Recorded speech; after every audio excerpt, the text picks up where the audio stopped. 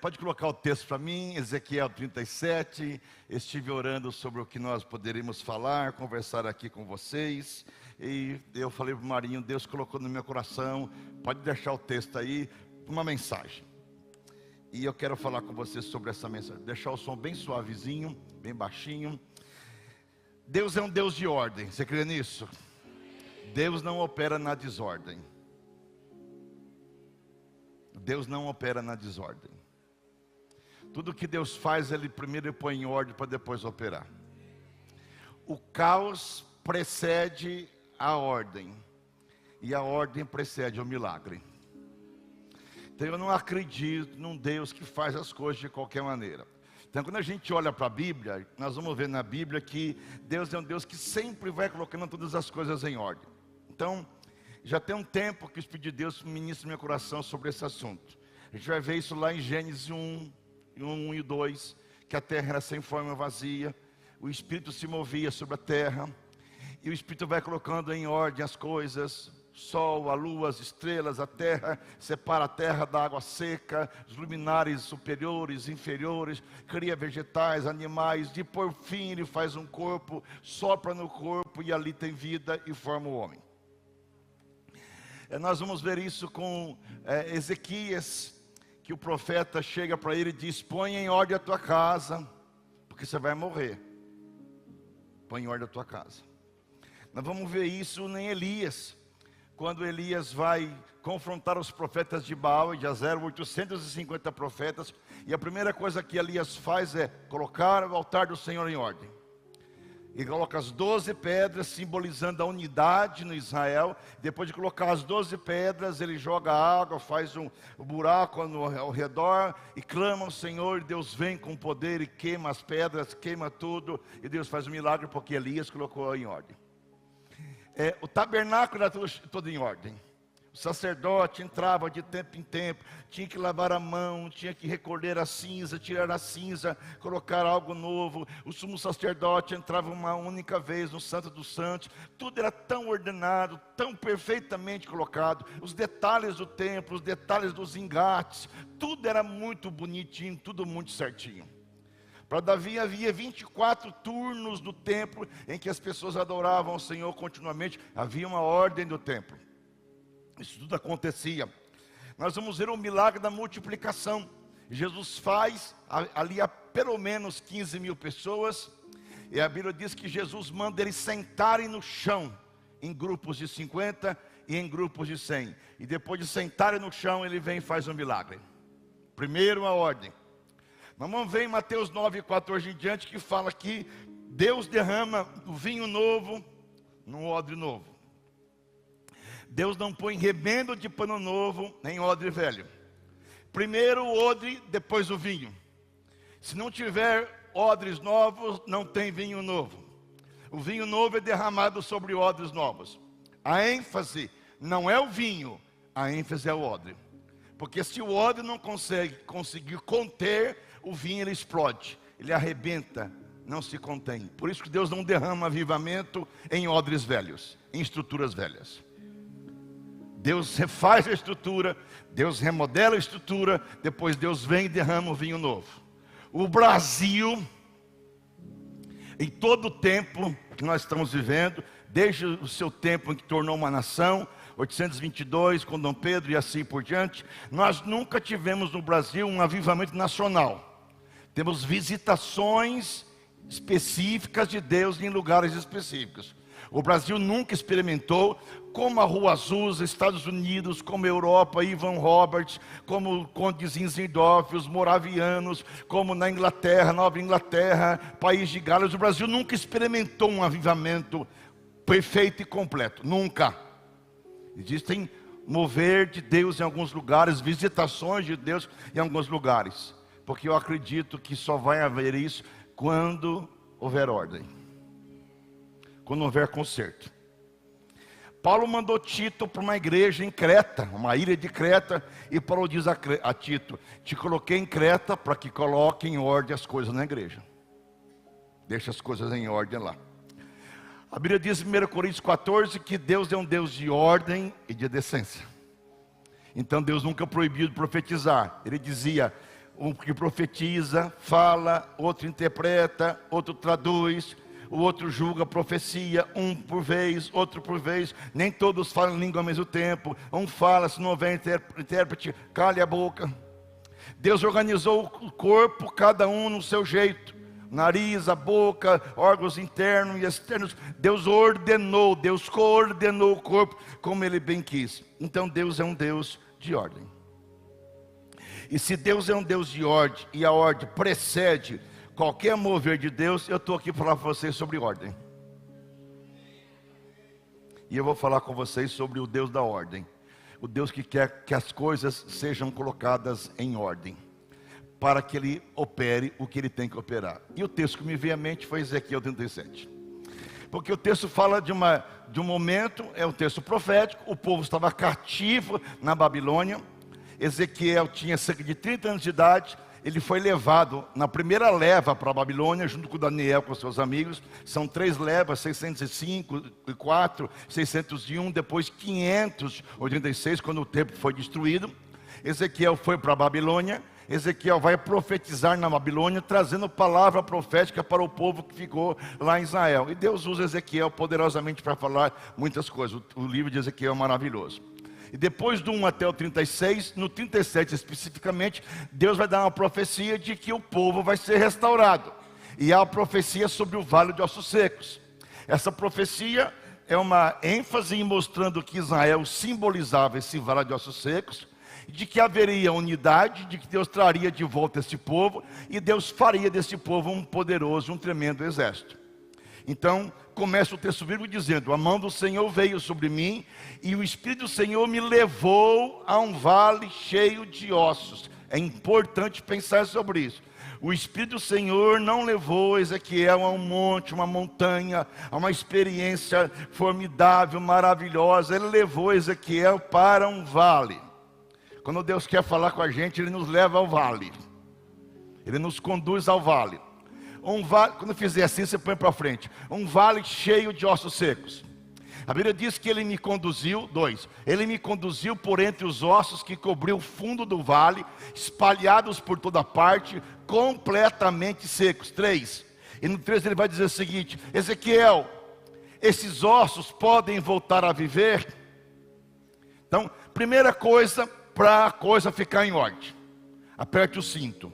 Não sei se eu vou conseguir pregar amanhã de manhã, nem amanhã à noite. Talvez eles mandem embora já hoje. Mas eu vou pregar. Eu vou pregar porque essa mensagem Deus tem mandado pregar para as igrejas. Eu vou pregar essa mensagem. Eu não sou um pregador coach. Eu não sou um pregador de prosperidade. Nunca preguei prosperidade. Não sou um pregador movido por positivismo.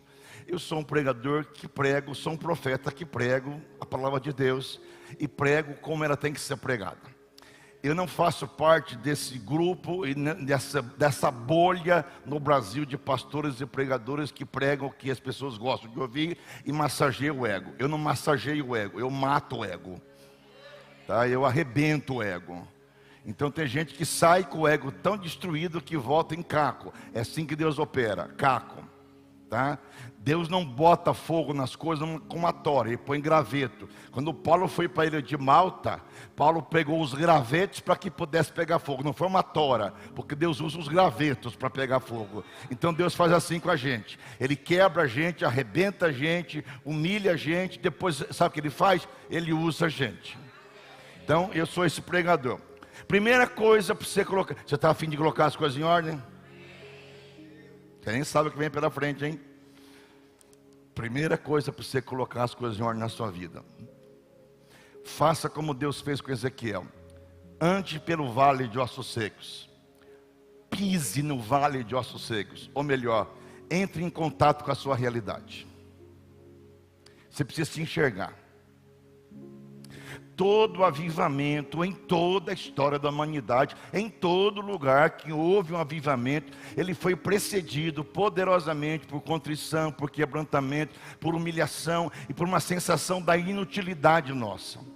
Os homens de Deus que foram agentes de avivamento, usados por Deus no avivamento, foram homens que tiveram experiências das mais devastosas possíveis, das mais fortes possíveis, das mais intensas possíveis, experiências que levaram os homens a cair no chão, a clamar ao Senhor, a pedir misericórdia, se acharam como mortos. Tanto na Bíblia como na história do avivamento, Deus primeiro macetou o homem, Deus primeiro arrebentou o homem, aniquilou o homem para depois fazer uma grande coisa. Você vê em todos os personagens bíblicos. Você vê com Moisés, depois de 80 anos, Deus usa para libertar o povo do Egito. Você vê com Daniel, quando viu o Senhor, caiu ao chão como morto. Isaías disse: ai de mim, porque estou perecendo. Abraão teve que ver Deus de costas, porque se visse frente a frente morreria. A Bíblia diz que Pedro, quando viu Jesus, se atirou no mar porque estava nu. E ele disse: retira-te de mim, porque sou pecador. João em Apocalipse cai aos pés como morto. Grandes avivalistas em toda a história da humanidade foram homens que não tiveram pregações coach, ou ficaram num ênfase numa coisa gostosa ou maravilhosa, mas foram homens que se sentiram humilhados pela mão do Senhor, foram esmagados por Deus, foram colocados no pó, foram quebrantados. Deus usou vales, situações, dificuldades, angústias, como Paulo, para humilhá-lo e para depois fazer dele um grande instrumento na mão do Senhor. Você precisa passear pelo teu vale e olhar a tua realidade, andar por esse vale, entrar em contato com essa realidade. Todo avivamento vem precedido por contrição de pecado, arrependimento, sensação de que temos que nos voltar para Deus, pedir perdão para Deus, nos humilharmos ao Senhor, clamarmos ao Senhor, pedimos misericórdia ao Senhor. Então o Brasil, aparentemente que está vivendo um momento maravilhoso de mover de Deus, entre aspas, cheios de megas igrejas, com eventos poderosos, maravilhosos. Para mim o Brasil ainda não está na condição do arrependimento. Não está. Porque se tivesse, teríamos menos briga entre as pessoas, e nós teríamos pessoas clamando ao Senhor e pedindo misericórdia, dizendo: ai de mim, porque estou perecendo. A gente está vendo muita gente soberba, muita gente orgulhosa, muita gente vendendo a fé, muita gente ficando milionária e rica com tanta coisa, muita igreja que está entrando como se fosse uma empresa, uma indústria, e deixou de ser corpo de Cristo. A igreja está em momentos que eu olho para o Brasil e digo: não foi para isso que Jesus Cristo criou a igreja. Estamos vendo impérios desmoronando no Brasil. O Brasil esse ano teve quase que 90 pastores presos por pedofilia e abuso sexual no Brasil. Para onde está caminhando? Se o número de evangélicos aumenta, porque a sociedade não é transformada e continua a mesma miséria, então alguma coisa está errada. E não é com o mundo, é com a igreja. Que influência que é essa que a igreja tem? Ah, somos 40 milhões de evangélicos, mas que influência social nós temos na sociedade? Não temos isso. Há uma coisa que eu digo sempre, entre o ideal e entre o real. O ideal é, seria ideal nós termos uma igreja abençoada, avivada, renovada. O ideal seríamos ter um povo, uma igreja unida, coesa, participativa, uma igreja de adoração, de louvor, uma igreja intensa, uma igreja apaixonada por Jesus Cristo. Seria ideal termos um país sem corrupção, sem bandidagem. Seria ideal ter um Brasil abençoado por Deus. Esse é o ideal, mas o real não é este. O real é outra coisa. Nós estamos entre o ideal e o real com uma ponte enorme de distanciamento. A gente gosta de ficar mascarando, a gente gosta de ficar mentindo para a gente mesmo, a gente gosta de ficar colocando band-aid no câncer, a gente gosta de ficar buscando coisas ou achando que Deus está contente com nossos cultos, quando na verdade Deus está olhando para mim assim e dizendo: por que você continua cultuando, vivendo em pecado como você está vivendo? Nós precisamos olhar para esse vale. Eu gosto dessa expressão. O profeta andou e pôde olhar para o vale e perceber que o vale estava sequíssimo demais. Ele pôde ver a sua realidade. Eu trabalho com psicologia, trabalho com psicanálise, trabalho com gente. E quantas vezes você atende um paciente e quanto tempo demora o paciente para olhar para si e entender que ele tem uma ruptura interna, que ele tem que ser tratado? Às vezes uma pessoa que tem uma síndrome, um transtorno bipolar, um transtorno, seja ele qual for, um transtorno de qualquer origem, o cara pode demorar 5, 6, 10, 15 anos para reconhecer um transtorno, depois tratar do transtorno. Reconhecer é uma coisa, tratar é outra coisa. E quanto mais eu nego o meu transtorno, o meu déficit, a minha dificuldade, a minha angústia, quanto eu mais nego o meu problema interior, mais distante estou da cura. Então, quando Deus faz um diagnóstico e bota na minha cara o diagnóstico, eu tenho que olhar e dizer: Senhor, eu vou concordar contigo. Por exemplo, Laodiceia era uma igreja que dizia assim: sou rica, abastada, poderosa. E Jesus disse: és pobre, cega e nu. Você se olha de um jeito e eu te olho de outro jeito. Mas a Laodiceia se achava a coqueluche do momento, a última cereja do bolo. E Deus disse: você não é nada do que você imagina. Você é pobre, você é cego e você é nu. Na cidade de Laodiceia havia o maior centro oftalmológico do mundo, havia muitas pedras preciosas e havia os lugares das maiores roupas que se produzia para o mundo todo. Era um centro enorme de óleos, de roupa e de ouro. Então Laodiceia se achava a igreja mais importante de todas as igrejas. E Jesus diz: você é cega, porque você tem colírio, mas não vê. Você é pobre, porque você tem ouro, mas é pobre. E você é nu, porque você vende roupa para os outros, mas anda em nudez. Então o diagnóstico meu é esse, o teu é esse. Como você se enxerga é assim, como eu te enxergo é desse jeito. Isaías se achava o maior profeta de Israel, até que ele viu o Senhor e disse: ai de mim, porque estou parecendo, eu tenho lábios impuros e eu habito no meio de um povo de impuros lábios.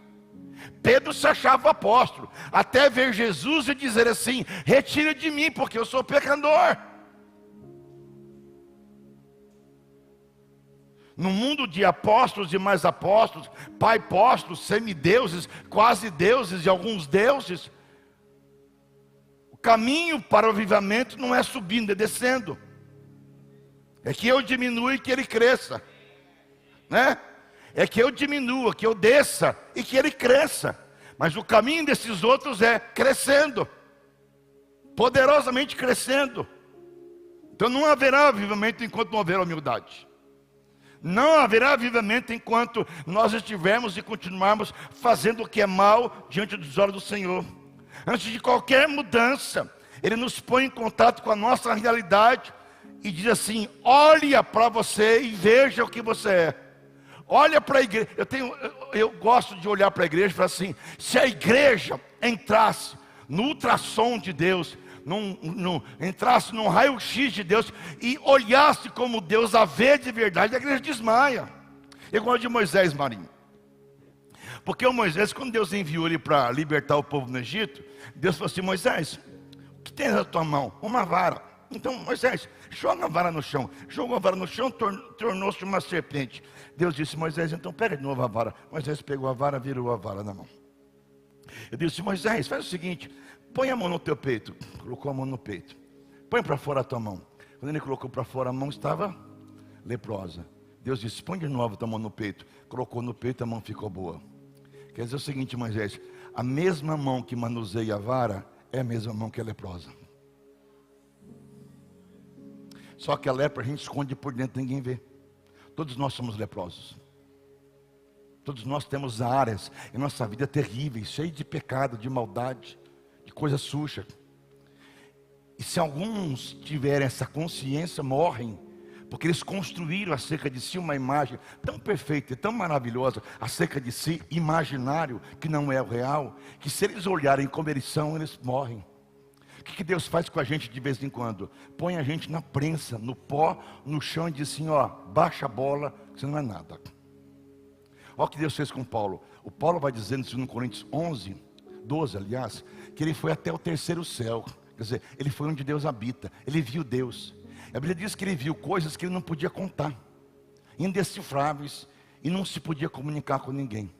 E Paulo começa o versículo 7 dizendo o seguinte: e para que eu não me exaltasse pela grandeza das revelações, foi-me colocado um espinho na carne, pelo qual eu orei 3 vezes para que Deus afastasse de mim, e eu ouvi de Deus assim: Paulo, ó, esse espinho foi dado para você abaixar a tua bola, cara.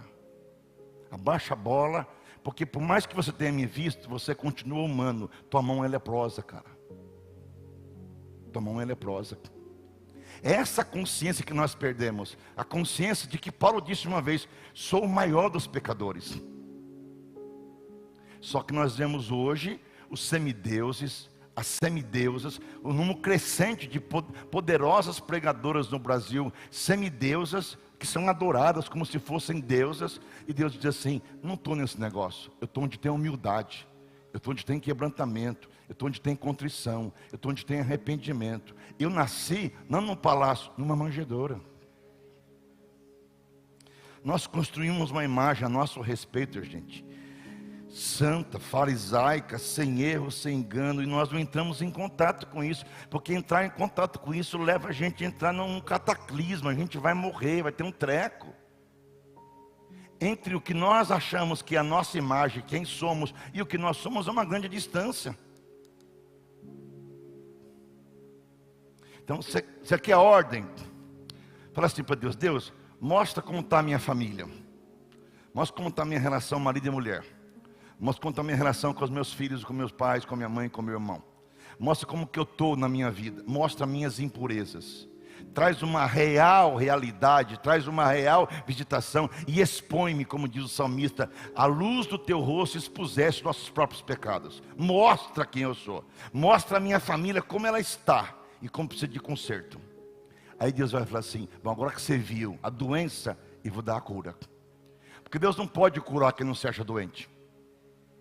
Deus não pode agir quando a gente acha que a gente está na beleza, na formosura, na maravilha. Não faz isso, gente. Claro que eu estou pregando na contramão de tudo que você ouve pregar no Brasil.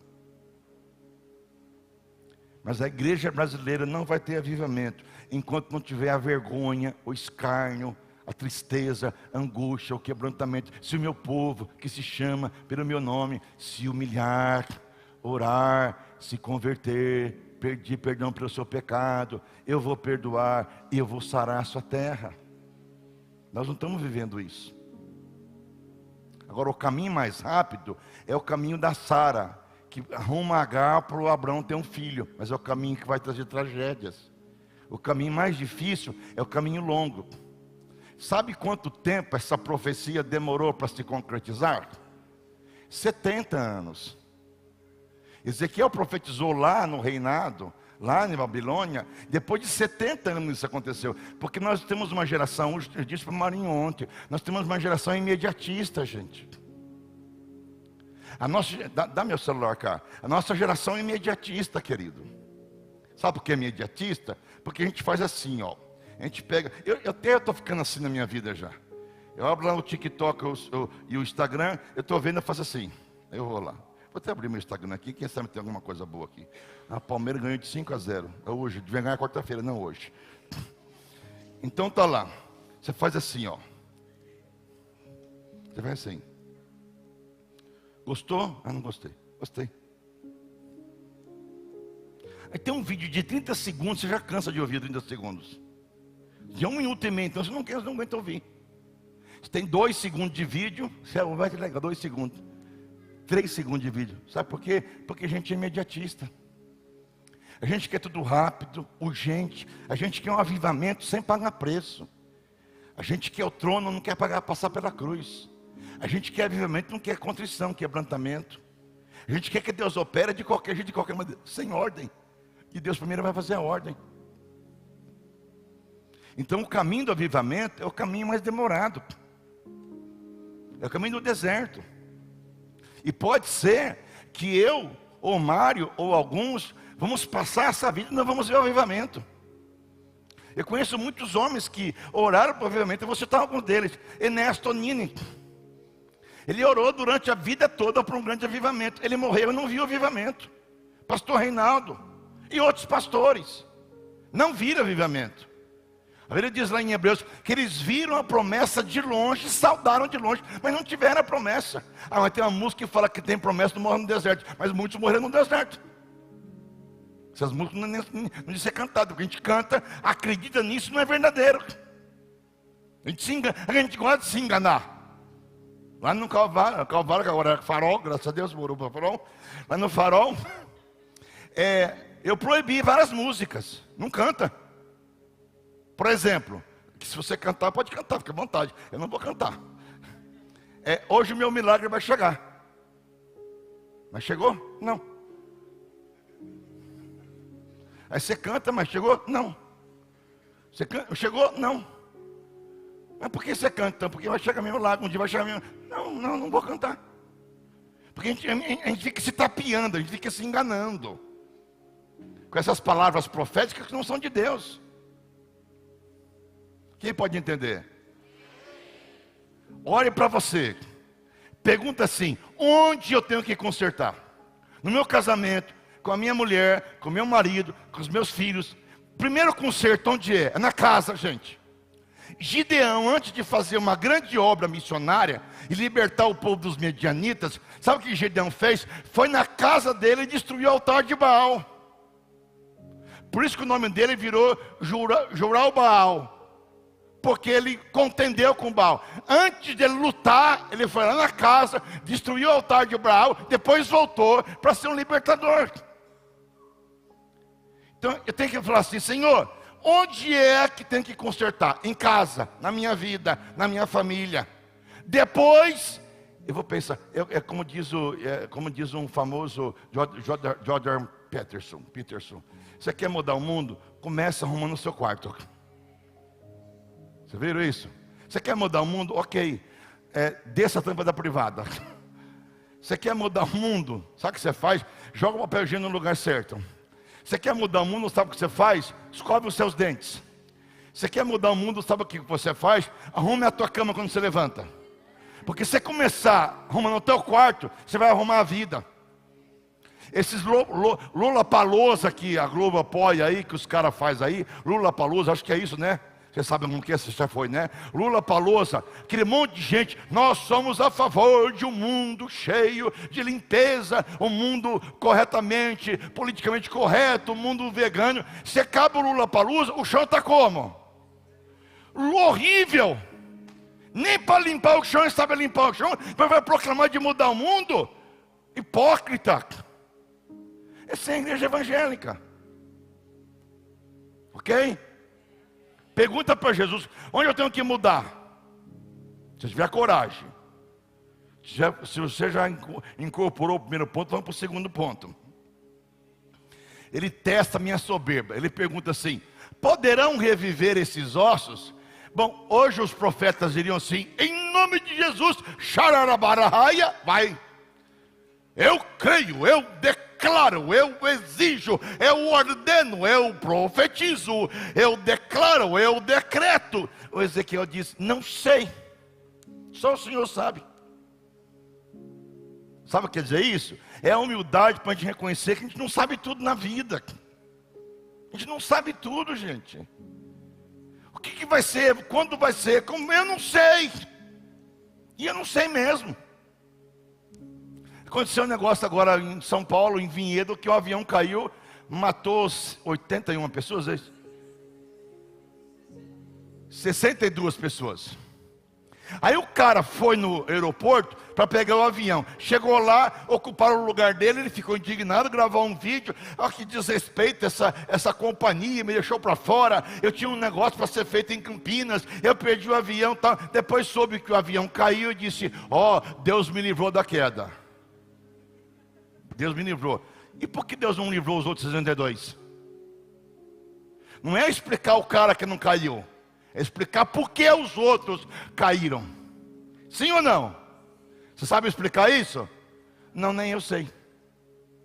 Só que a gente fica numa história de querer achar que a gente sabe tudo. Eu não sei. Pastor, quando é que vai ser quando nós chegamos no céu? Eu não sei. Pastor, depois que a gente morrer, como vai ser? Eu não sei. Eu sei que a Bíblia fala, mas nunca fui lá. Nunca morri. A gente fica tentando explicar o que não se explica. Em vez de viver, a gente quer explicar o que não se explica. A gente fica tentando dar jeito numa coisa que eu não sei. Só Deus sabe. Só Deus sabe. Só tu sabes. Eu sei que nada sei. Eu sei que nunca sei. Mas eu sei que Ele sabe. E para mim não é importante saber se eu sei ou não sei. É saber que mesmo que eu não saiba, Ele sabe e Ele é soberano. Amém? Senhor, o que vai ser do Brasil? Eu não sei. E da política? Eu não sei. Eu sei que Deus me chamou muitas vezes para entender. Às vezes eu entendo, às vezes não entendo. E quando não entendo eu digo, eu sei que Tu sabes. E se Tu sabes, eu sei que Tu sabes muito bem. Tu és soberano sobre a terra, sobre os céus. Tu és Senhor absoluto. Tudo que existe acontece. Tu sabes muito bem. Jesus vai lavar os pés de Pedro, e Pedro disse, Senhor, eu que tenho que lavar os teus pés e não tu os meus. E Jesus disse sim, calma Pedro, o que eu faço, você não entende, um dia você vai entender. Eu não entendo mesmo, eu não sei mesmo. Eu sei que Ele sabe, e se Ele sabe, gente, está muito bem. Terceiro processo, é a ordem. Pode vir no 4. Então Ele me disse, profetize a esses ossos e digam, ossos secos, ouçam a palavra do Senhor. Sabe o que é a pior coisa da nossa vida, gente? É pregar para gente morta. É pregar para quem não ouve. O nosso desafio hoje é pregar para quem não quer ouvir. Nosso desafio hoje é pregar para uma geração morta. É pregar para um povo morto, desesperançoso. Nosso desafio hoje é ser um profeta que entra nesse mundo todo perdido, caótico, e bota o pé lá e diz, eu acredito que pode haver aqui um milagre. Eu acredito que ossos podem se levantar. Eu acredito que Deus pode modificar essa geração. Deus pode fazer um milagre nessa geração. Eu acredito que Deus pode entrar nessa geração Z, Y, W, seja lá o que, e pode fazer dela um grande exército. Eu acredito que Deus pode fazer isso. E para isso eu vou ter que começar a profetizar e pregar. Pregar até mesmo para quem não quer ouvir. Pregar para quem parece que está morto. Pregar e acreditar que um dia a palavra pregada não volta vazia. É o desafio da gente. Olha o versículo número 6. Olha 5. Olha o 5. Assim diz o Senhor soberano, soprarei meu espírito e vou trazer de volta a vida. 6, por favor. Porei carne, músculo. Aí eu quero começar aqui. Pode ir mais um para frente, por favor? Quero chegar no outro texto. Assim anunciei, de repente. Bom, primeira coisa que você vai ver que acontece. Aqui está a ordem. Eu amo esse texto porque ele fala da ordem. Primeiro é osso batendo com osso. Qual é a primeira coisa que Deus faz numa igreja? Então eu vou profetizar isso sobre Pirajuí. Quero ser profeta agora para Pirajuí. Primeira coisa que ele fala é ministério se ligando aos ministérios. É ministério sendo formado. Então a tíbia está lá no canto, o martelo do ouvido está aqui, o fêmur está colar, está tudo desossado, desengrenado, desorganizado. O que Deus faz antes de fazer esse vale um grande exército? Ele vai organizar, colocar ministério com ministério, colocar gente com gente, vai encaixar gente certa com pessoa certa. Ele vai colocar as pessoas no lugar certo, ele vai tirar o que não tem que ficar, ele vai colocar o que tem que ficar. É cada pessoa no lugar certo, fazendo a coisa certa com a motivação certa. Ele vai trazer gente de longe, não imagina, e vai gente de perto mandar para outro canto na vida. Você pode entender que às vezes quando você começar a profetizar, você vai ouvir um barulho, uma coisa esquisita, uma coisa estranha. Tem gente que vai sair, tem gente que vai chegar. A gente fica assim, meu Deus, mas eu achava que essa pessoa ia cooperar, participar e estar junto, e o Senhor levou para outro canto, e o Senhor trouxe alguém, sabe por quê? Porque vai começar a acontecer coisas esquisitas, vão ter barulhos estranhos, eu não vou entender, mas se você está profetizando, Deus está organizando. Deus está colocando gente certa no lugar certo, com a motivação certa.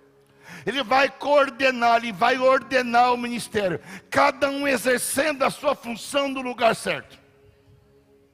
Ele vai trazer o guitarrista certo, o baterista certo, o cantor certo, o introdutor certo, vai trazer o cara do som certo, o fotógrafo. Ele vai trazer para esse momento, para esse lugar, as pessoas que ele quer trazer. E às vezes aquele que você acha que seria, não vai ser. Mas aquele que você acha que não seria, ele vai fazer que seja, porque ele que organiza o corpo como ele bem quer. Várias vezes na Bíblia nós vamos ver isso. Deus colocou cada um no corpo como ele quis. Como ele quis. Lá em Rio Claro eu estou nesse movimento. Eu resolvi meter o pé na porta. O povo lá está me assistindo agora. Vocês me perdoem, povo Rio Clarense. Eu sou uma bênção na minha vida. Parar por aqui. Resolvi mudar. Resolvi fazer e resolvi investir uma nova geração. Sabe por quê? Senão a igreja ia ser um campo de centeio. Meia dúzia de cabeça branca e careca. E os jovens do mundo morrendo e se perdendo. Aí comecei a investir. Hoje quem prega lá são os garotos que eu estou investindo com eles. Eles estão lá pregando, eles vão, amanhã vai pregar um, vai pregar outro, vai pregar outro. Eles estão pregando, estão fazendo. E os mais antigos, eu digo, vocês vão orar por eles, vão clamar por eles, vão investir neles, vão torcer por eles, não vão ter ciúme, não vão ter inveja, porque agora o tempo é tempo deles. Você fez, você pode continuar fazendo, mas o tempo é deles, nós vamos investir neles. Deus vai colocar a pessoa certa no lugar certo. E está acontecendo isso. Com isso eu perdi gente, é claro. Não tem problema. Porque tem gente que acha que é dono do ministério, dono da igreja. Tem gente que acha que manda no corpo de Cristo. E não entende que igreja não é pedaço de terra, pedaço de parede. Igrejas são pessoas. Então Deus começou a colocar, desde o ministério infantil até os mais outros, começou a colocar, e hoje então começou a ter uma revolução, de gente que quer servir, quer trabalhar, quer fazer, quer organizar, quer montar.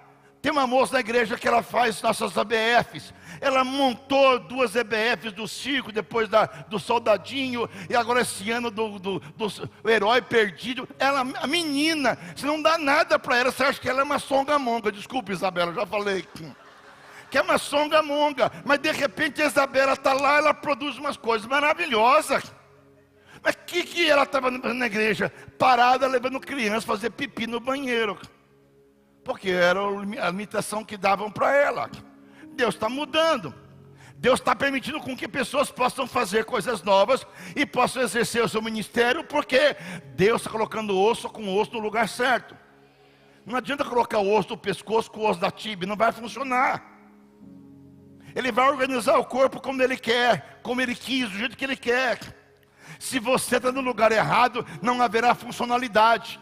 Deus quer um corpo funcional, cada um na sua função, fazendo o crescimento do corpo. Deus não pode abençoar o que Ele não aprova. Então se Deus não aprova, Ele não vai abençoar. Se você está no ministério errado, Deus não vai te abençoar. Ele vai te abençoar no ministério que Ele colocou para você exercer. Isso é descobrir qual é o meu potencial do corpo de Cristo, qual a minha qualificação, e como Deus pode me usar no ministério certo, para efetuar o crescimento do corpo de Cristo. O que eu preciso fazer? Alinhar a minha vida à vontade de Deus. E o mais interessante é que ele se mexe na forma ordenada. A bacia, o crânio, a costela, a coluna, o fêmur, a tíbia, se entrecruzam, se comunicam. Aí o tronco fala assim para a perna: ei perna, você viu meu pé por aí? Aí a perna diz: não vi, mas você viu o meu pescoço? Não, eu não vi. Você viu minha tíbia? Não, você viu o meu fêmur? Eu não vi. Mas de repente o pescoço encontrou a cabeça, e o pescoço, a cabeça, opa, interligou um com o outro. Sabe, é aquele ministério que dá cola, que dá liga, que não está um contra o outro, está um pelo outro. Um complementa o outro, um ajuda o outro, um apoia o outro. Ô pescoço, quanto tempo eu te procurava, encontrou a costela no lado certo, e cada um. Sabe por quê? Porque às vezes o corpo de Cristo está tão desorganizado que nós estamos no meio de um vale aos secos, perdidos. O que eu vejo a igreja de Deus hoje no Brasil? É uma igreja cheia de vale de ossos secos, cada um no seu canto, perdido, fazendo uma coisa sem estar comunicando um com o outro. Eu acho que o diabo nem mais atua na igreja no Brasil hoje. O diabo falou assim: eles se destroem sozinhos. Eles se arrebentam sozinhos. Você vê pela internet, um arrebentando com o outro. Então eles arrebentam tanto que a gente vai tirar uma folga e vamos atuar mesmo lá no Corinthians, lá no Lula, na Brasília. Vamos atuar lá, vamos roubar o Palmeiras e vamos assim, e vamos fazer lá. Então deixa os crentes, vão se destruir a si mesmos. Eles estão entre eles destruindo, se detonando. Um fala do outro, é estupro, é abuso. Então deixa lá. Irmãos, não vai ter. Isso é uma coisa que Deus faz nesse avivamento ali. Ele promove unidade. Ele promove encaixe. Avivamento, gente, produz senso de direção, de visão. Avivamento produz um foco na vida da gente. Avivamento produz missão, gente. Avivamento produz missão, não produz evento, produz missão, gente. Porque se você olhar o final do texto bíblico, vai dizer, não precisa colocar por enquanto não. No final do texto bíblico, a Bíblia diz que eles vão se levantar como um grande exército. A igreja hoje virou, eu odeio essa palavra, a igreja é um hospital. Aí o cara fica doente, 350 anos na igreja, sempre com dor de cotovelo, sempre chateado, sempre oprimido, sempre de mal com a vida, porque é um hospital, mas nunca se recupera. A igreja é um exército. Crente velho fala assim, pastor não me foi visitar. O cara tem 50 anos de igreja, ele tem que visitar a gente. Pastor aqui tem que ir atrás de gente nova, de evangelizar, de discipular, de abençoar. Crente velho tem que ajudar. Aí eu fiquei doente, uma irmã da igreja ficou doente, fez uma cirurgia, aí mandou uma carta e se desligou da igreja. Eu liguei, uma irmã desligou da igreja, falei assim, é porque eu operei e ninguém visitou. Eu falei assim, irmã, a irmã avisou alguém que a irmã ficou doente, operou para a gente visitar? Não tive tempo. Eu falei, mãe, eu não tenho o dom da irmã de adivinhar, não tenho como adivinhar. Se a irmã não falar, eu não consigo, irmã. Porque a gente dodói, que vive em hospital. Chega na igreja, ninguém me comentou, cumprimenta o outro, cara pálida. Seja interativo, participativo, meu. Vai lá, canta, ora, ajuda. Então a gente vive como doente, todo mundo doente, autocomiseração, autopiedade, vitimismo. Gente, vão acordar, vão ser curados por Deus. Ah, na minha infância, meu pai me abandonou. Você não é criança mais. Você é um adulto, lida com esse abandono, meu filho. Todo mundo tem problema de infância. Aquela mulher que acaba o culto, você ora com ela, ora. Diz, em nome de Jesus vai ter vitória. Ela volta ao culto seguinte, de novo com a mesma coisa. Você ora, vai ter vitória. E todo mundo ora com ela, todo culto, 50 pessoas oram com ela, mas ela não quer ser curada. Um dia acabou o culto, a mulher me procurou. Pastor, o senhor pode orar bem? Eu vou orar. O que é, irmã? Estou com uma dor aqui, vou orar pela dor. Começou, ela disse, mas pastor, também uma dor aqui. Pastor, uma angústia aqui, uma tristeza aqui. Senhor, eu parei e falei assim, Senhor, em nome de Jesus, dê um corpo novo para essa mulher. Sabe o que aconteceu? Ela morreu. Se você quiser, eu vou orar com você hoje. Eu vou orar com você hoje aqui, ó. Vou orar. Eu vou dizer, Senhor, lembra dele, recolhe logo em paz. Para dar sossego. Tem gente que empesteia a igreja, não ajuda nada. Eu não vou dar dízimo porque pastor é ladrão. O dízimo não é para pastor, o dízimo é para Deus. O povo de Deus, eu digo assim, nós temos que ser unidos para produzir avivamento. Eu já acredito diferente. O avivamento produz unidade. Porque se Deus esperar a gente ficar unido para produzir avivamento, não vai ter nunca. Mas o avivamento põe a gente no lugar certo. É osso se juntando, é foco, é missão, é propósito, é avivamento. Primeiro, osso com osso. Segundo, unificação. Mesmo propósito, mesma visão, mesmo interesse, mesma caminhada. Terceiro, que eu acho legal. A Bíblia fala que começa a crescer, acho que pode ir no outro, por favor. O osso. Vai. Músculo. Músculo. O que é músculo? Músculo é o que dá sustentação ao corpo, gente. Músculo é o que faz o corpo ficar de pé. Sem músculo, os ossos não param de pé. Músculo é dar locomoção ao corpo. O músculo faz o corpo se movimentar um para o outro. Então não adianta eu ter corpo, eu ter osso, se não tiver ligamento, não tiver unificação, não tiver músculo, para que eu possa ter flexibilidade, unidade, que eu possa me locomover. Um corpo, um avivamento vai produzir na gente, que a gente vai ter simplesmente uma facilidade de nos movimentarmos, sermos ativos, sermos participativos, sermos protagonistas. Um corpo que se interessa, um corpo que se locomove. Então você é cristão, lá no teu bairro a vizinha ficou possessa. Eu não vou ligar para o pastor, pastor, o senhor pode orar porque eu tenho medo de demônio. Não tem medo de demônio não, querida. Tem medo de você, do teu pecado. Bota a mão na cabeça do demônio e diz, em nome de Jesus, do jeito que você entrou vai sair. E sai em nome de Jesus. E se o demônio falar que não vai sair, diz, quem manda não sou eu, é Jesus Cristo. A minha vizinha está doente com câncer, eu posso chamar o pastor André para orar? Não, vai orar você. Porque a autoridade que o André tem, você também tem. Não temos hoje alguém especialista em oração. Todos nós temos acesso ao trono da graça. O sacerdócio é universal. Todos nós podemos orar, evangelizar, cultuar. É para todo o corpo de Cristo. O músculo faz sustentar o corpo, faz dar solidificação ao corpo. O músculo, ele cria defesas do organismo, porque sem defesa a gente morre. Depois diz que depois do músculo, ele vai criar carne. Carne se formaram sobre os músculos. Carne é substância. Sabe o que é carne? Carne é aquela pregação que faz você assim, vibrar com a Bíblia. O que eu ouço de pregação é, Deus está aqui, aleluia. Deus vai operar, aleluia. O Espírito está aqui, aleluia. Tem vitória, aleluia. Tem bênção, aleluia. Tem milagre, aleluia. Foi para casa, como é que foi o culto? O culto, Deus falou que tem vitória, que tem milagre. E que mais? Mais nada. É um culto emocional. O culto é um culto em que a palavra é pregada. O povo é alimentado. Você vai para o culto, você sai de lá falando o seguinte, que palavra de Deus. Que valoriza quem prega a palavra de verdade. Valoriza quem abre o texto, explica o texto, fala do texto com verdade do texto.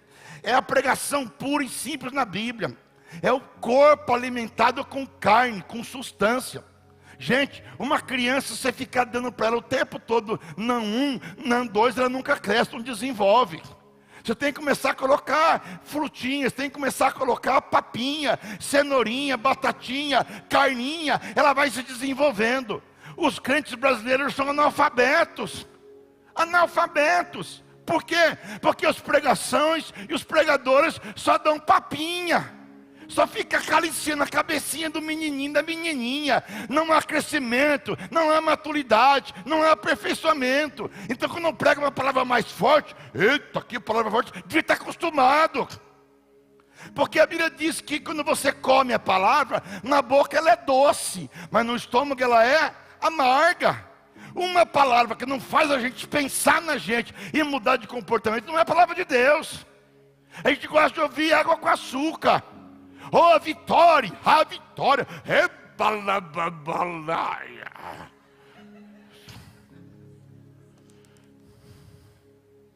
Não, querido, você tem que ter substância, Deus tem que chamar a sua atenção, seu comprometimento. Eu vos escolhi, vos nomeei para vocês darem fruto.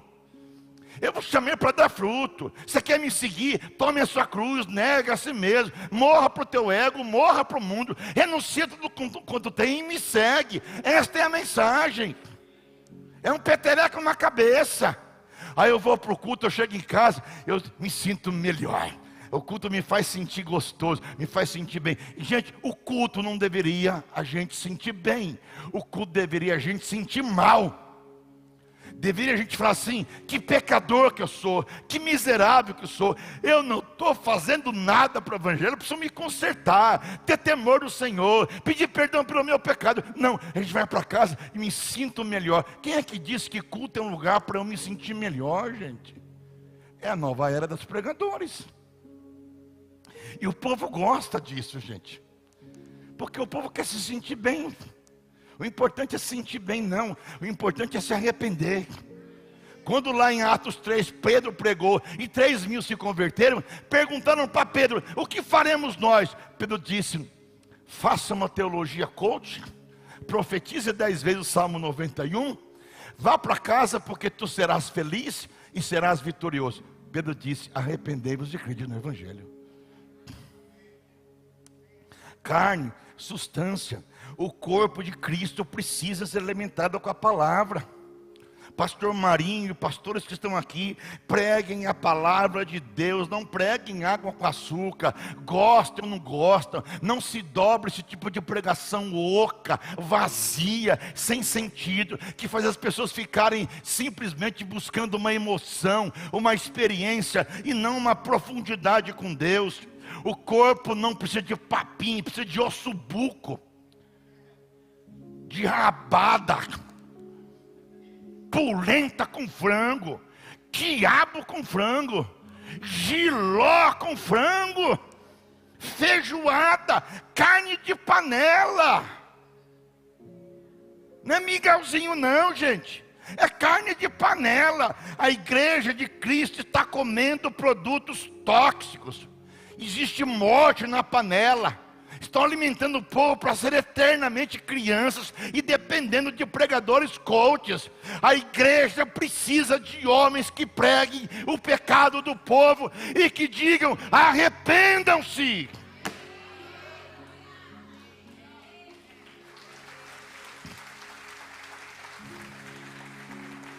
E aqui eu vou concluir.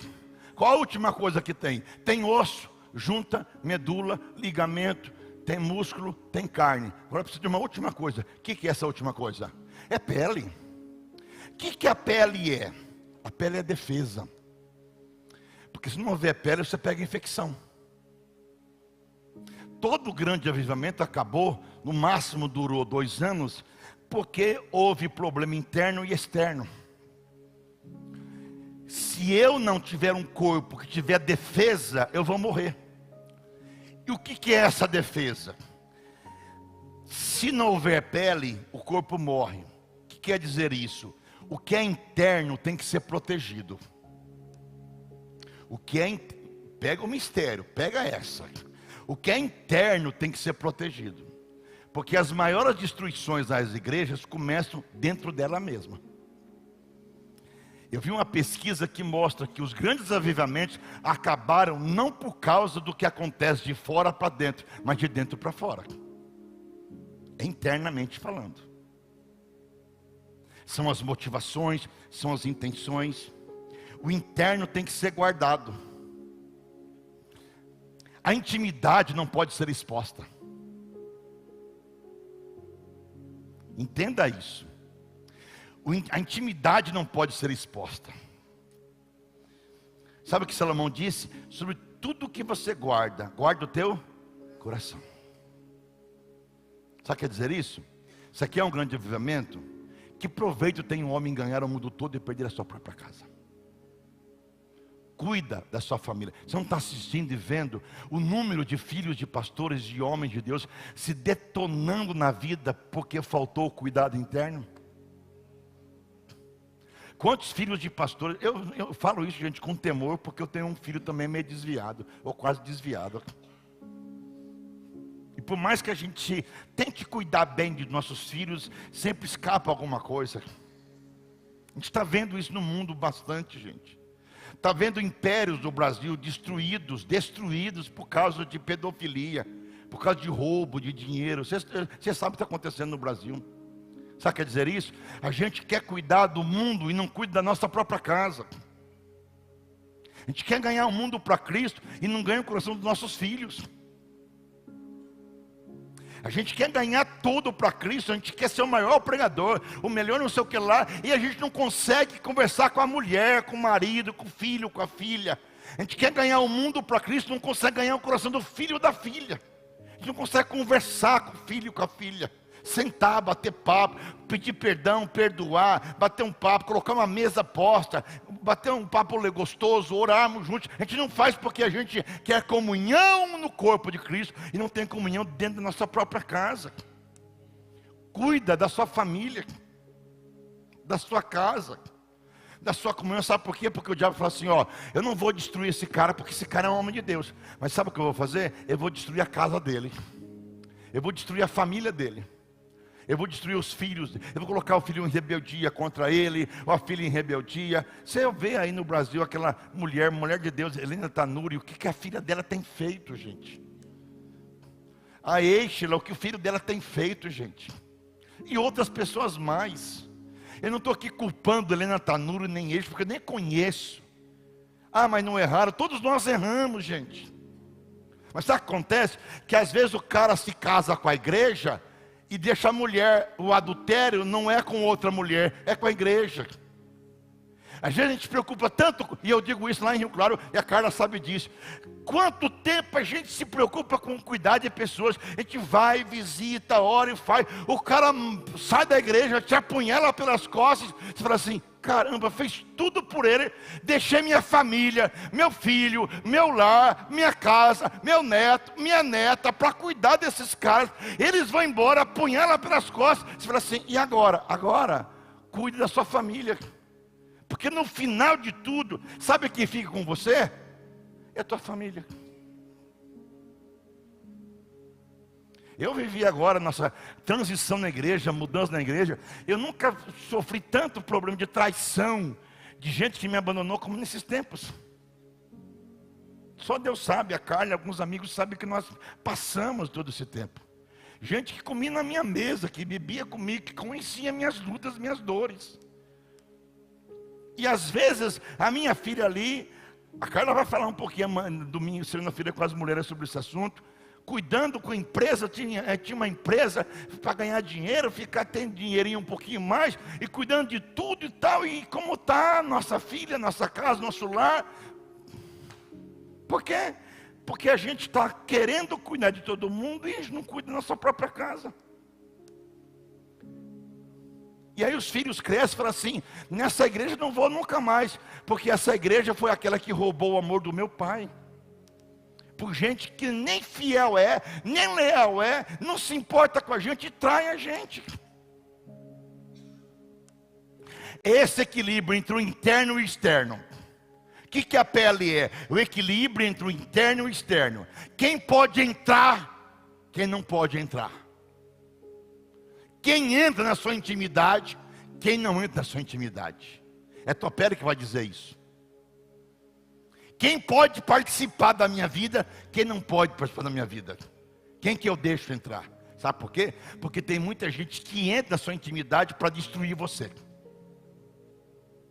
Então você tem que falar o seguinte, ó, eu preciso de músculo, de carne, eu preciso de osso, mas eu preciso de pele. Quem não tem pele é tragado por qualquer coisa que possa acontecer. O interno tem que ser protegido. Minha casa tem que ser protegida. O interno tem que ser guardado. A intimidade não pode ser exposta. Cuide do seu jardim. Rega o teu jardim.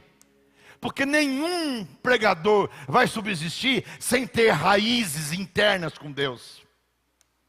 Eu posso ser o maior pregador, mas se eu não ficar o tempo, todos os dias, aos pés do Senhor, falando, orando, buscando o Senhor, eu vou me tornar um cara de uma mensagem que prega o tempo todo, mas não tem mais intimidade. Eu perdi a unção. As raposinhas destroem a vinha. Pele é proteção, pele é intercessão. Sabe por quê? Porque você precisa criar a relação entre o interno e o externo. O que entra, o que não entra. O que sai, o que não sai. Você precisa. E é você que vai dizer isso. Mas o que tem a ver com a igreja? Então eu vou aplicar a igreja. Igreja, o que é que pode entrar na igreja? Quem pode vir no púlpito pregar? Lá em Rio Claro, não é qualquer um que prega no púlpito. Porque não é bom? Não, porque vai trazer coisa errada. Não vou deixar entrar. Pregador coach, não entra. Não vai entrar. Pregador que chega lá pregando. Eu estava no consultório, quando tinha um consultório aberto, e um cara chegou lá para que eu atendesse a filha dele. A filha dele se cortava, os pulsos todos. Ela tinha uma blusa comprida, e ele entrou no consultório, ela tirava a blusa e dizia... Ela mostrava todos os cortes de gilete no corpo todo. O rapaz fumando maconha. E a moça louca da cabeça. Umas coisas loucas. O primeiro dia que o cara entrou, chegou a falar comigo, ele e a mulher para deixar a filha, ele me deu um cartãozinho. Ó, eu sou um pregador itinerante, eu prego milagres do Brasil e fora do Brasil, eu sou um pregador de milagres. Coloquei no bolso o cartãozinho. Quando eu vi o que a filha falou do pai e da mãe, a filha saiu do consultório, eu peguei o cartãozinho, rasguei, coloquei no lixo e disse: esse cara nunca pregará na minha igreja. Porque quem não tem vida na casa, não tem vida no púlpito.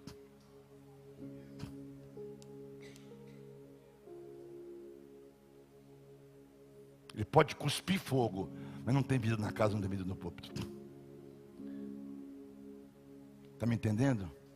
Vem um Zé ninguém aqui, um Zé de Abreu, um Zé qualquer na vida, vem aqui cuspindo fogo, botando na cabeça a mão na cabeça de todo mundo. Os caras vão baixar na cabecinha porque ela colocar a mão. Na minha cabeça não é qualquer um que bota a mão. Sabe por que não bota a mão? Não sei quem que é o cara, não sei de onde ele veio, não sei que confusão que ele traz. Ah, mas ele é o cospe fogo. Pois é, tem muita gente que cospe fogo para cima e para baixo e por trás.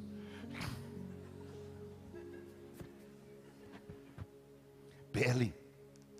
A gente precisa ter uma igreja de pele. Sabe o que é de pele? Aguentar a cacetada, aguentar a luta, aguentar a dor, aguentar a batida. Se não tiver pele, nosso corpo vai ser tudo infeccionado. Qualquer ventinho que der, a gente morre.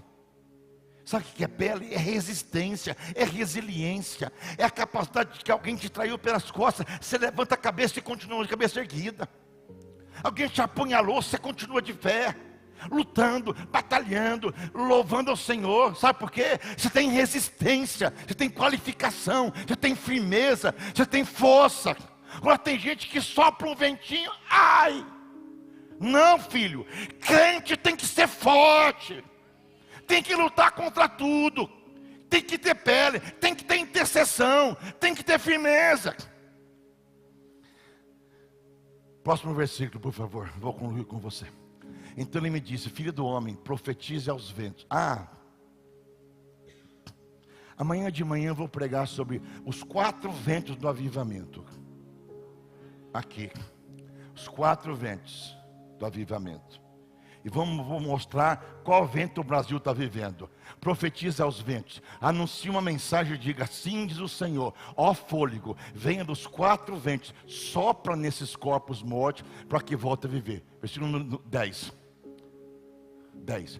Anunciei a mensagem como ele me havia ordenado, e o Espírito do Senhor entrou nos corpos, todos eles voltaram à vida. Quer dizer, o corpo era perfeito, tá? Formado, osso, pele, junta, medula, carne, músculo, pele, perfeito, mas não tinha vida. Não tinha vida. Sabe o que quer dizer isso, gente? Que primeiro Deus forma, Deus ordena, agora está tudo pronto, eu vou soprar a vida. A gente quer ao contrário, que Deus sopra a vida sem ordem, mas primeiro é a ordem. Foi assim com Adão no Éden. Ele formou o corpo perfeito, mas não tinha vida. Quer dizer o seguinte: a igreja pode ser totalmente organizada, mas se o Espírito não soprar, não vai ter um grande exército. Ela pode ser perfeita, todos os dons perfeitos, mas se não tiver o Espírito, não tem vida. A igreja só se transforma num grande exército porque o Espírito sopra sobre esse povo, esse corpo, e faz ele viver. Em Gênesis está assim: o Espírito se movia sobre a face da terra. Deus preencheu a terra. Deus fez Adão um corpo perfeito e soprou nas suas narinas o vento e houve vida. Quando Jesus ressuscitou, os discípulos estão nos cenáculos reunidos. A primeira coisa que ele faz é soprou sobre eles o Espírito Santo.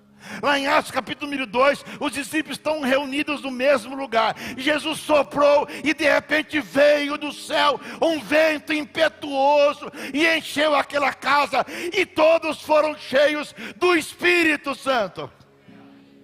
Atos 4 proibiram os apóstolos de pregar a palavra e disseram que se pregassem, eles seriam mortos de preso. Mas Pedro vai ao templo e clama ao Senhor, e o lugar se encheu, e o lugar se moveu, e o lugar balançou, e todos foram cheios do Espírito Santo. Nós precisamos de ordem, e nós precisamos que o Espírito Santo sopre sobre as nossas vidas. Primeiro o odre, depois o vinho. Primeiro a estruturação, depois o avivamento. Primeiro o conserto, depois o fogo.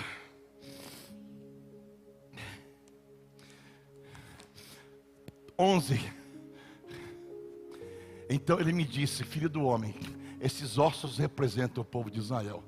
Eles dizem: tornamos-nos ossos velhos e secos, não há mais esperança, nossa nação acabou. 12. Portanto profetiza para eles e diz: assim diz o Senhor, o meu povo, eu vou abrir as sepulturas, eu vou fazer vocês saírem de volta à terra de Israel. 13. Quando isso aconteceu, meu povo, vocês saberão que eu sou Deus. Eu vou encerrar. Eu disse que você vai começar a profetizar. Vai começar a acontecer barulho. Eu vou dizer uma coisa profética para você. Pode vir aqui, Lucas, tocar a música. Vocês tocam do Ludmila Febre sobre o Vale de Ossos Secos. Só ele, tu suave. Vocês ficam quietinhos aí, vocês estão.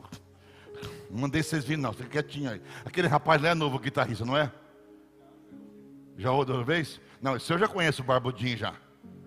Conheço já o César faz tempo. Outros carnavais conheço você. Te conheço faz tempo, filho. Te conheço faz tempo. Faz tempo. Fica tranquilo. Sabe qual é essa música? Vai sair ou não vai sair? Acho que isso é competência. Você vai começar a profetizar. Presta atenção. Vai começar a ter barulho. Vai começar a acontecer coisa esquisita. Você não vai entender. Vai ter osso que não vai juntar, Deus vai mandar embora. E vou te fazer uma coisa para você. Quando você começar a perceber que Deus começou a operar, começou a juntar as coisas, começou a acontecer coisas esquisitas, barulho esquisito, não pare de profetizar, porque Deus está fazendo. É mais uma coisinha. Não busque de volta o que Deus levou da sua vida.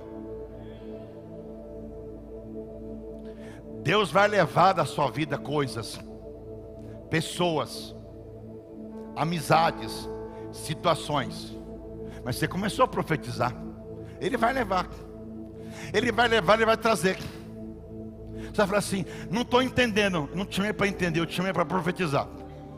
Sabe o que você vai fazer? Em nome de Jesus eu proclamo que o Espírito do Senhor vai vir sobre a minha casa, a minha família, o meu marido, o meu pai, a minha mãe, meu irmão, minha irmã. O Espírito do Senhor vai vir para convencer do pecado, da justiça, do juízo. O Espírito vai fazer a obra, não sou eu quem faço. Não é por força, não é por violência, é pelo meu Espírito. Aí eu estou cansado de falar para o meu marido, para ele vir para Jesus, vir para a igreja, ficar firme, ficar forte, e ele não me ouve, ele não para de falar. Você não tem que mudar ninguém, é o Espírito Santo que muda e que move.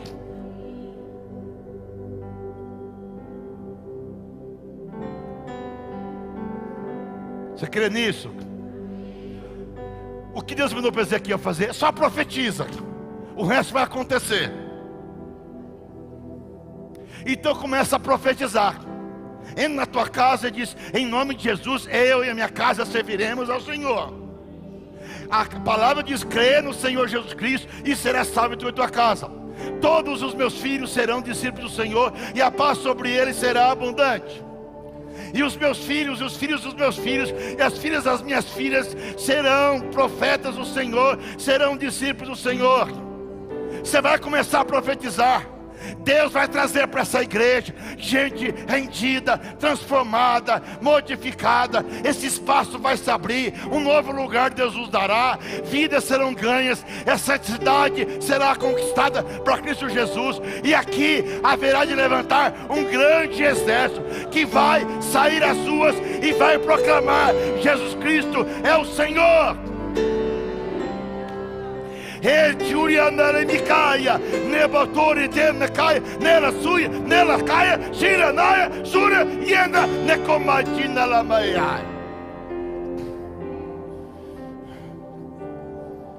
Profetiza.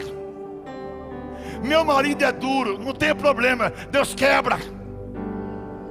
Meu filho está distante, todos os teus filhos serão discípulos do Senhor, e a paz sobre eles será abundante.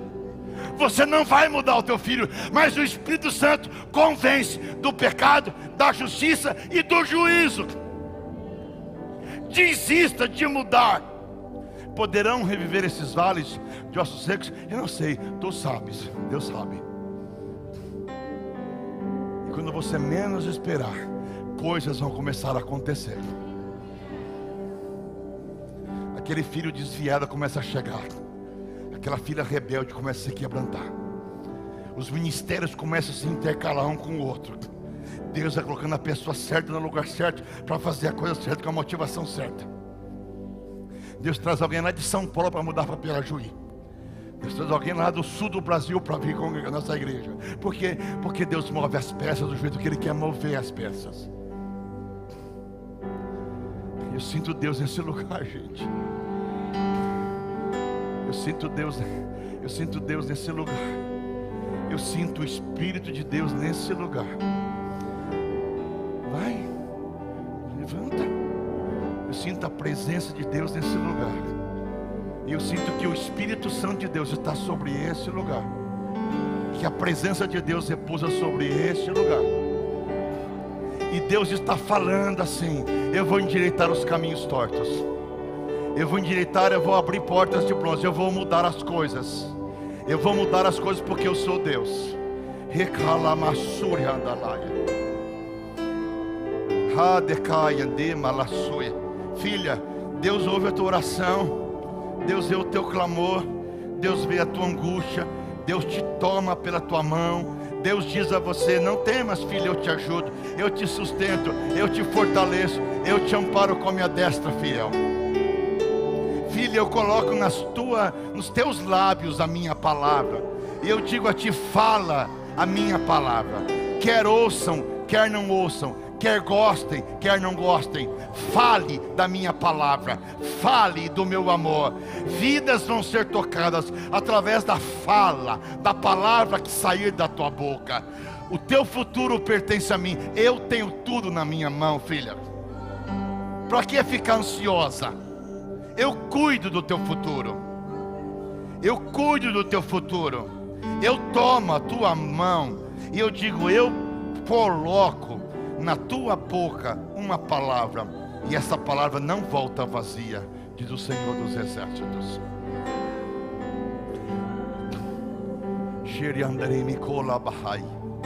Eu peço nesse lugar um avivamento do vale de ossos secos.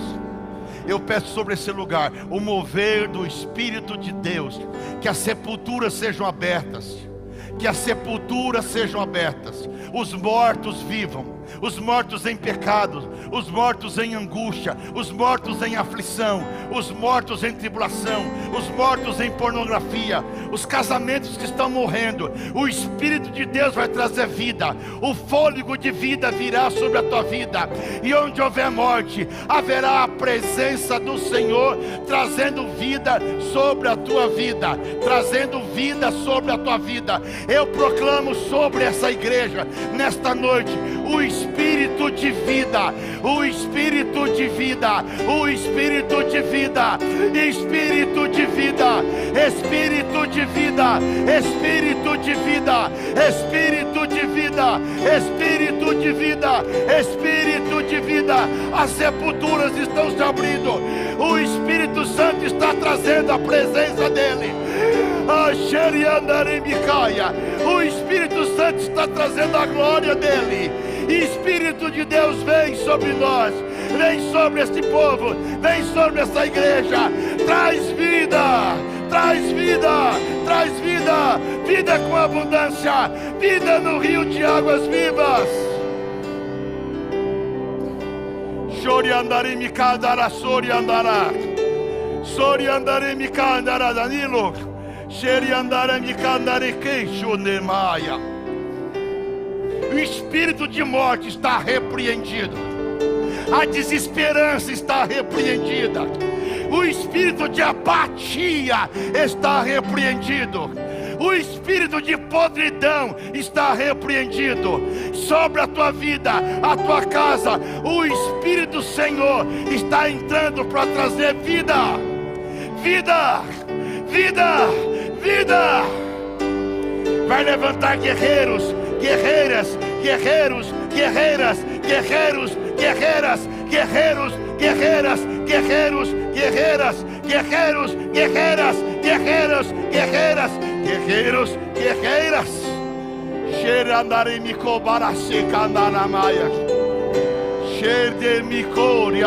Eu sinto Deus aqui. Eu sinto o Espírito de Deus se movendo sobre esse lugar. Nabahaya, Norikeia, Nebekeia, Nocachuno, Lonesei, Desudi Mitonda Lamaia, Nericaia, Sunimicoi. Manda mesmo, Senhor. Manda mesmo, Senhor. Manda mesmo, Senhor. É um exército. Um exército. Pirajuí vai ver o exército saindo deste lugar e saindo pelas ruas da cidade e proclamando: Jesus Cristo é o Senhor. Jesus Cristo é o Senhor. Corandalamaia, Xerandalamaia.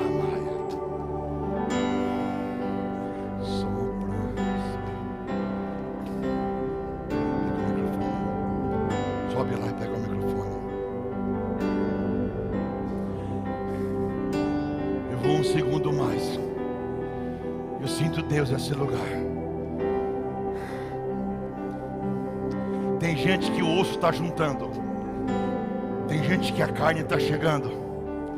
Tem gente que o músculo está crescendo. Agora você vai discernir o que pode entrar, o que não pode entrar. A pele está sendo formada. E o Espírito vai soprar.